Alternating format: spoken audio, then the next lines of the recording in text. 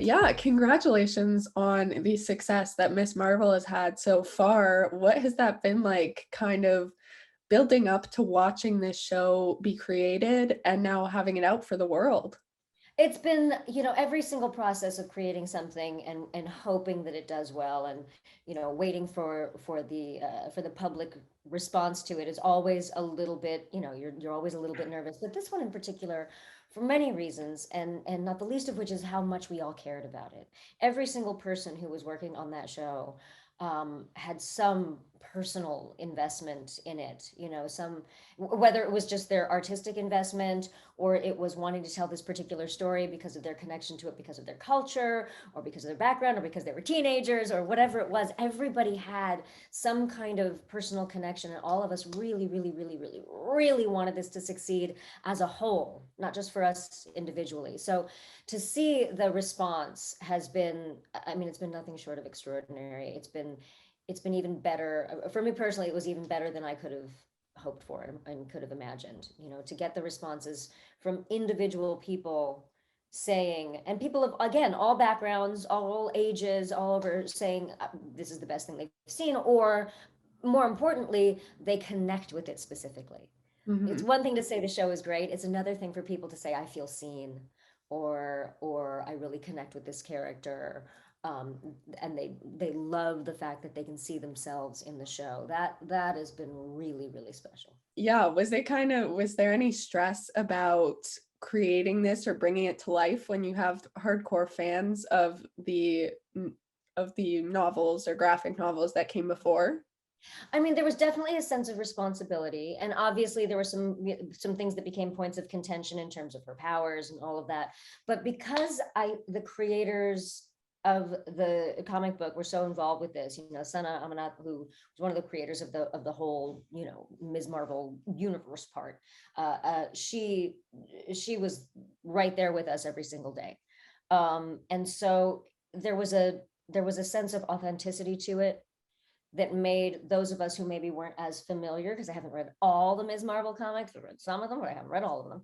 But those of us that maybe weren't familiar with all of the intricacies, there was always someone around, including Iman, because Iman knew everything, because she is like the queen of Marvel. Um, uh, because we had someone around all the time who really knew the intricacies of it, we all felt, I think, very comfortable telling the story, and also telling the story in a slightly different way. Because anytime, and this is my personal opinion about this, anytime you take something that, say, is an existing book and make it a movie, or take a musical and make it a book, or take, anytime you change medium, you really need to, as an artist, find a reason why this new thing is existing in this medium. What's going to be different about this? Because you don't want the exact same thing replicated. Otherwise, why do you have it?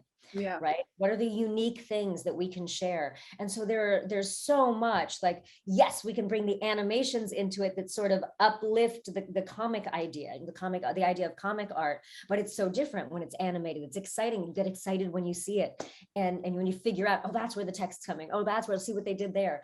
And so there's this fun sense of, like, little gifts that you pick up, and then also just the warmth of the family, and the intimacy of some of those scenes, like the really dear, sweet moments that happen between her and her brother, or her and her parents, and all of those things. While they can be obviously captured in a comic book cell, they're just a little different, and a little, for me, a little more poignant when you're able to actually see them looking in each other's eyes.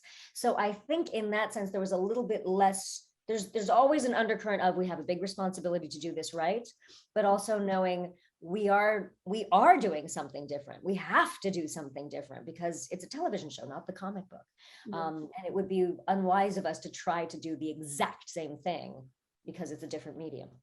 Yeah, definitely. And I know you've said you've gotten a lot of feedback from the show. I'm wondering, was it kind of, what was it like for you to bring it to life? And what do you hope people take from this as a whole? What was it like to bring it to? I mean, it was just loads of fun. From backstage, from behind the camera to on the camera. It was just fun, fun, fun, fun, fun. Everything about it was fun.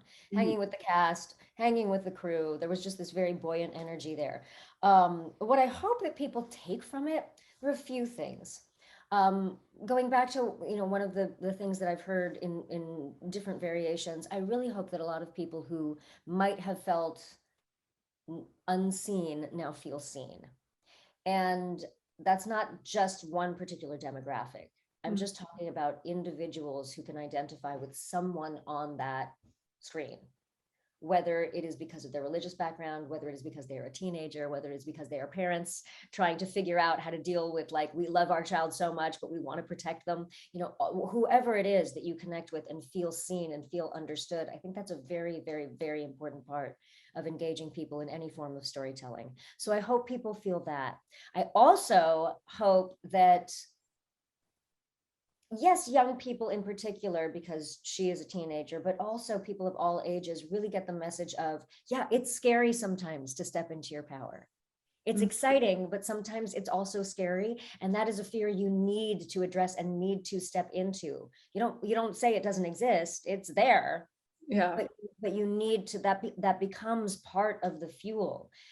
Because stepping into your power, we've all heard, with great power comes great responsibility, so there's that, of course, but also just the sense of who you become when Hmm. you feel how powerful it is to be uniquely you.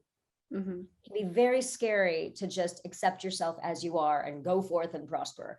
And at the same time, if people don't do that, then we as a whole miss out on their unique contribution to the world. We miss out on their personality. We miss out on whatever they might do in the world, on the conversations they might have. So all of us need to do that.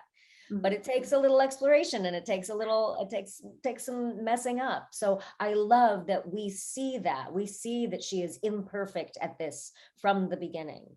We Hmm. see that she is trying her best, but occasionally failing, or maybe not succeeding to the degree she wishes she could. Being able to grow into that power, I think, is something that gives us all permission to do the same thing. And I think that's a really special element of this show, um, that isn't always depicted in the superhero genre. Hmm. And there are so many amazing characters in this show as a whole, but I'm wondering, could we talk more about your character? What was that like?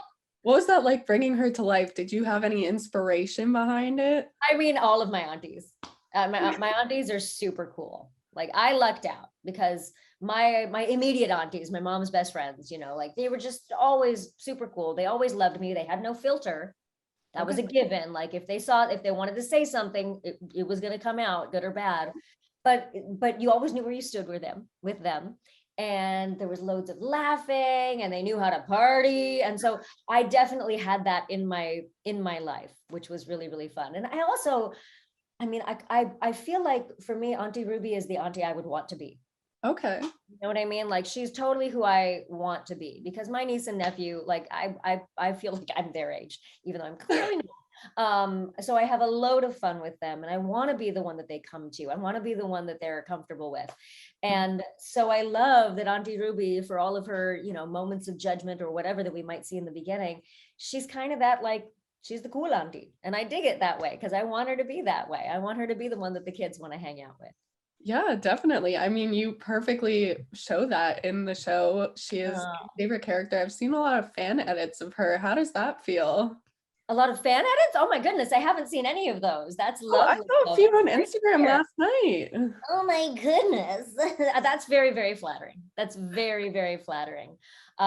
Especially because I I felt the freedom that the directors that I worked with on this show, that what I would mostly worked with, Mira and with Adil and Bilal, on the episodes that I was in. And the freedom that they gave to just, like, do the thing. Like, yeah, if there's an extra line, if you want to throw in a little something, let's see what happens. And so there was very much this freedom to just be free with who we were and how we were. And so if people enjoy her, it makes me feel really good, because I know I got to bring a lot of myself to the character. That's fun to hear. Yeah. And if you could describe this show as a whole in 3 words, what would they be? Celebratory, mm, impassioned, and I mean, I know it's kind of a boring word, but it's really true. Fun. It's just Okay. fun. It's just good fun. Hmm. It's a world that a lot of times I feel like, as much as I love sci-fi and fantasy fiction, they're my favorite genres. A lot of times I feel like they depict a world that might be very bleak, either a post-apocalyptic world or a world where the future is really rough. And there's something about the world as depicted in Ms. Marvel through the lens of this show that makes me want to be a part of it, even when there are challenges in there, even when there is evil in it, even when there are scary things, makes you want to be a part of it. And I feel that way about all of my favorite properties and series and books and all of that, that when it makes you want to be a part of that world, despite knowing there is darkness in it, I think that allows us to deal with whatever we're dealing with in real life too, because we all have to be a part of the world when there's darkness in it and when there's light in it. So to have that also in art, I think is a really special thing. Yeah, definitely. And my last question for you, I know you're super busy, but do you have any future projects that you can hint at or talk I about? I do. I just realized I've been doing this the whole time. Okay, I have to. I've been doing a little dance. Been doing a little dance for you. So yes, I do. It's actually an ongoing project that I'm very, very proud of, and it's very, very dear to my heart. It's a book I wrote last year called "I Am Fun Size and So Are You: Thoughts from a Tiny Human on Living a Giant Life," and leading a giant life. And we are going to be publishing that book this year on August 29th in wide release, and I'm very, very excited about it because the thing that I feel like part of my mission in life is to find out what people want and help them get excited about getting it. And a lot of times life has a way of making us feel small or making us feel like we can't follow our dreams or we're not going to get there. And so this book to me is like your buddy in a book that's kind of like in your backpack being like, read this part of the story. I promise you can totally handle this. Oh, you feel like you screwed something up? There's a page for that. There's a story that I'm telling you about my life where I screwed up too, and it ended up okay. So I'm hoping that this book at the very least makes people feel like they are not alone, makes them recognize that there's a whole army of people out there cheering you on, celebrating you, here to support, here to answer questions, because the world can seem like a lonely place, but there are really a lot more positive voices out there than I think we hear. It's just that sometimes they're a little quieter. But I'm not a quiet person, so I will be very loudly positive in your face. Perfect. With a very cute dog. That's basically the plan. So yeah, that book is coming out at the end of August, and I can't wait. Very excited. Yeah, I mean, I can't wait to read it. Sounds amazing. It's fun. I feel like it's fun. Yes, but congratulations on all your success so far and what's going to come in the future. It meant so much to get to talk to you today. Yes, you too. Thank you for doing this early morning. I mean, you're probably pre-coffee yourself, so thank you. I appreciate it.